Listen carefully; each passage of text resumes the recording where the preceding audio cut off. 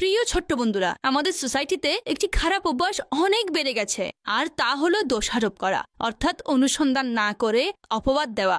এই অভ্যাস শিশুদের মধ্যেও দেখা যায়। যেমন কখনো স্কুলে কিংবা ঘরে আমাদের কোনো বই বা পেন্সিল পাওয়া না গেলে তখন আমরা তৎক্ষণাৎ কোনো ক্লাস ফেলো অথবা আমাদের ভাই বোনদের অপবাদ দিয়ে বসি। সে আমার জিনিস নিয়েছে অথবা লুকিয়ে রেখেছে। অনুরূপভাবে ঘর, মহল্লা অথবা অন্যান্য জায়গায় কোনো জিনিস ভেঙে যায়, তাহলে না জেনেই কারো উপর অপবাদ করা হয়। অথচ আমাদের দিন ইসলাম আমাদেরকে এই ব্যাপারে নিষেধ করে। আমরা যেন প্রমাণ ব্যতি রেখে কারো উপর অপবাদ না দেই। এই অভ্যাসটি শুধু খারাপই নয়, বরং কষ্টদানকারী কাজ।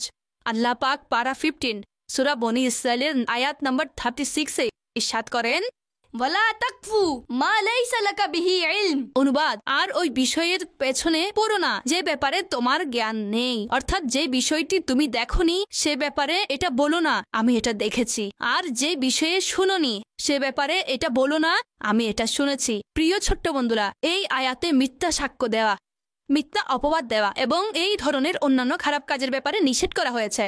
আমাদের সবাইকে এই আয়াতের উপর আমল করার খুব প্রয়োজন। আজকাল অপবাদ করা খুব সাধারণ হয়ে গেছে। যার যা মন চায় সে অন্যদের উপর অপবাদ দিয়ে বসে। এভিডেন্স খুঁজতে গেলে তখন এটা বলা হয় যে আমি কারো কাছ থেকে শুনেছিলাম, অথবা আমাকে কেউ বলেছে। যে বলেছিল সে কোথায় জানতে পারলো, তার কাছে কি প্রমাণ আছে, কিছুই জানা নেই। আল্লাহ পাক আমাদেরকে কোরআনুল করিম বোঝার এবং এর উপর আমল করার তৌফিক নসিব করুক।